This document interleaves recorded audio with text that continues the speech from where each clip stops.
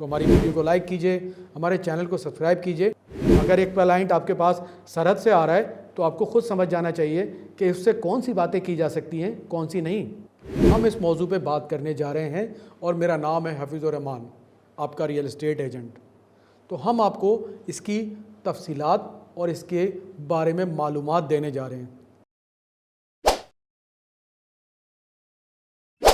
How to be a successful real estate agent, हम इस मौजू पे बात करने जा रहे हैं और मेरा नाम है हफीज़ुर रहमान, आपका रियल एस्टेट एजेंट। तो हम आपको इसकी तफसीलात और इसके बारे में मालूमात देने जा रहे हैं। तो हमारी वीडियो को लाइक कीजिए, हमारे चैनल को सब्सक्राइब कीजिए ताकि आपको हमारी इसके अलावा तमाम आने वाली वीडियोस बआसानी मिल सकें। तो हम कह रहे थे कि रियल एस्टेट में एक सक्सेसफुल कैरियर बनाने के लिए बेसिक क्या इंग्रेडिएंट चाहिए। सबसे पहले होना चाहिए एक रियल एस्टेट एजेंट का इमेज। एक पॉजिटिव इमेज आपका आधी डील को क्लोज कर देता है। आपका हुलिया, आपका लिबास, आपकी बॉडी लैंग्वेज, आपकी सराउंडिंग, बिल्कुल उससे पॉजिटिविटी झलकनी चाहिए कि जब आपके पास क्लाइंट आए, आपकी वीडियो देखे, आपसे बात करे, तो उसको ये इमेज आना चाहिए कि ये शख्स ना कोई स्कैम करने वाला है, ना धोखेबाज है, ना झूठा है, और ना जो है ये कोई मफाद परस्त है, और ना गलत मशवरा देने वाला है। अगर आपका ये तमाम बुराइयों में से कोई भी इमेज आ रहा है तो आप समझ लीजिए कि आप रियल एस्टेट के अंदर कभी सक्सेसफुल नहीं हो सकते। तो पहला इसका जो पॉइंट हो गया वो हो गया आपका इमेज, कि आपका इमेज पॉजिटिव आना चाहिए और एडवाइसेबल और हमदर्द वाला आना चाहिए कि जो भी रियल एस्टेट एजेंट है वो दूसरे की जेब काटने के लिए नहीं है, उसको तबाह करने के लिए नहीं है, उसको जो है ना उसका माल अपनी जेब में डालने के लिए नहीं है, उसको बेहतर मशवरा देने के लिए। अगर आपका ये इमेज नहीं है तो कोशिश कीजिए, अपने आप को तब्दील कीजिए और लोगों से मशवरा कीजिए और अपनी बॉडी लैंग्वेज और अपने इमेज को तब्दील कीजिए कि उस पर एक पॉजिटिविटी का अंसर आना चाहिए।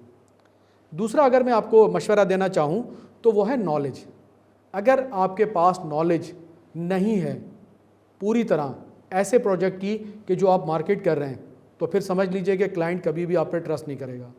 आपके पास मुकम्मल नॉलेज होनी चाहिए, खुसूसन उस टारगेट क्लाइंट की जो आपसे बात करने आ रहा है, जो आपसे मीटिंग करने आ रहा है, जो आपसे मालूमात लेने के लिए आ रहा है। अगर उस प्रोजेक्ट की, उस सेगमेंट की और उस इलाके की आपको भरपूर नॉलेज नहीं है, सिर्फ अपने प्रोजेक्ट की नहीं, कंपेटिटर की भी, ठीक है।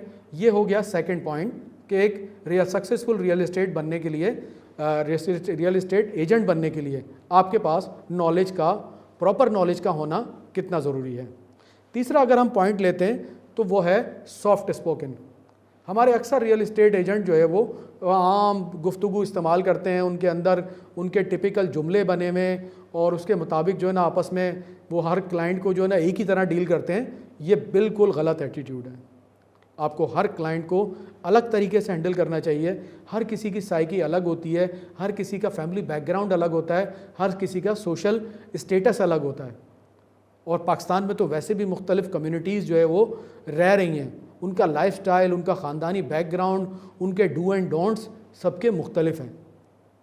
अगर एक क्लाइंट आपके पास सरहद से आ रहा है तो आपको खुद समझ जाना चाहिए कि उससे कौन सी बातें की जा सकती हैं, कौन सी नहीं।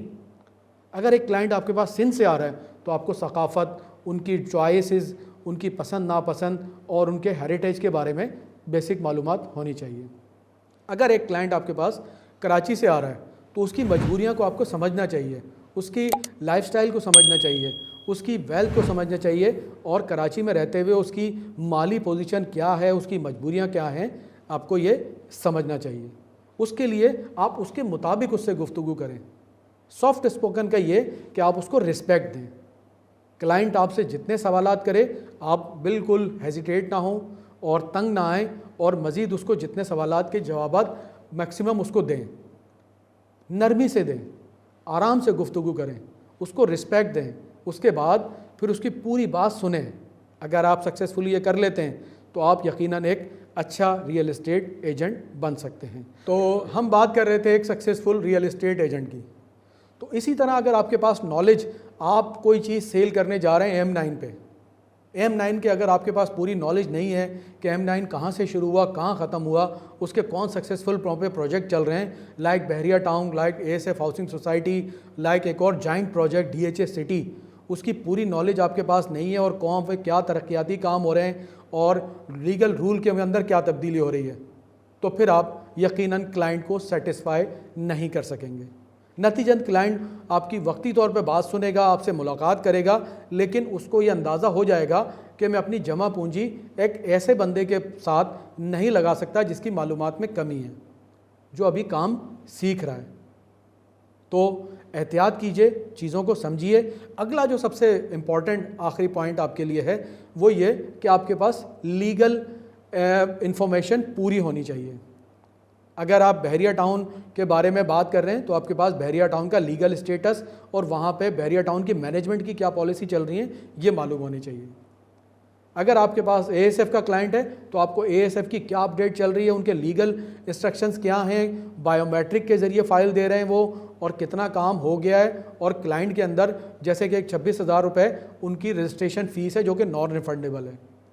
ये क्लाइंट को आप पहली दफ़ा में ही बता दें, वरना जब बाद में बताते हैं तो अक्सर हमने देखा है कि हमारे कई जो है ना लोगों के क्लाइंट जो है वो बाद में एकदम वो बरांगीख्ता हो जाते हैं, यानी बिल्कुल डिस्टर्ब हो जाते हैं और वो डील को कैंसिल कर देते हैं कि आपने 26,000 रजिस्ट्रेशन फ़ीस बताई नहीं थी। क्लाइंट को A to Z तमाम मालूमात, NOCs की इंफॉर्मेशन और लीगल कंडीशन उसको पहले बता दी जाए। डील हो या ना हो, लेकिन आपके पास से 1% भी बेईमानी का, मालूमात छुपाने का और जल्दबाजी का शायबा नहीं आना चाहिए। इसलिए आपको तमाम कराची की तमाम प्रोजेक्ट की, स्पेशली जो आपका टारगेट क्लाइंट है, टारगेट कस्टमर है, उसकी जो चॉइसेस हैं, जिस प्रोजेक्ट के लिए वो आ रहा है, तो उसकी लीगल इंफॉर्मेशन और अप्रूवल्स, NOCs, उसकी पूरी मालूमात आपके पास होनी चाहिए। तो मेरे दोस्तों, जो लोग भी रियल एस्टेट एजेंट बनना चाह रहे हैं, वो भी सक्सेसफुल रियल एस्टेट बनना चाह रहे हैं, तो मज़ीद कोई मालूमात करना चाह रहे हैं या कोई बुकिंग प्रोसेस पता करना चाह रहे हैं, तो आम लोग भी हमें इसीलिए कॉलें करते हैं और अक्सर रियल एस्टेट एजेंट्स की भी कॉल आती है। कोई यकीनन उनका बिज़नेस है, उनका रोज़ी रोटी है और उनका तमाम जो है ना वो कारोबार इस पर चल रहा है, तो हमसे मालूमात के लिए वो लोग कॉलें करते हैं। अक्सर उनकी कॉल आती है प्रोजेक्ट की मालूमात के लिए और हमसे वो हेल्प लेना चाहते हैं, हम उनकी मदद करते हैं। इसी तरह सबसे ज़्यादा ओवरसीज़ क्लाइंट्स की कॉल आ रही हैं आजकल, हम उनको भी सर्विस दे रहे हैं, उनको भी तमाम मालूमात दे रहे हैं, और उनको बहरिया टाउन, उसके अलावा M9 प्रोजेक्ट, उसके अलावा ASF, जहाँ वो सबसे ज़्यादा दिलचस्पी ले रहे हैं, हम उसकी मालूमात दे रहे हैं, क्योंकि आजकल वो अपने घरों पे आए हुए हैं, उनको बाइंग करनी है और उनके लिए सबसे अच्छा मौका यही है कि इस वक्त कराची में अपने मुल्क के अंदर आए हुए हैं, वो इन्वेस्टमेंट करेंगे और ईद के बाद अपने तमाम रेलेवेंट कंट्रीज़ के अंदर रवाना हो जाएंगे। अगर आप भी कोई मालूमात करना चाहते हैं तो मेरे स्क्रीन पर दिए हुए नंबर पर किसी वक्त भी रब्ता कर सकते हैं, मैं हर वक्त आपके लिए हेल्प के लिए हाजिर हूँ। तो अपने होस्ट हफीज़ुर रहमान को इजाज़त दीजिए एक नई वीडियो तक के लिए।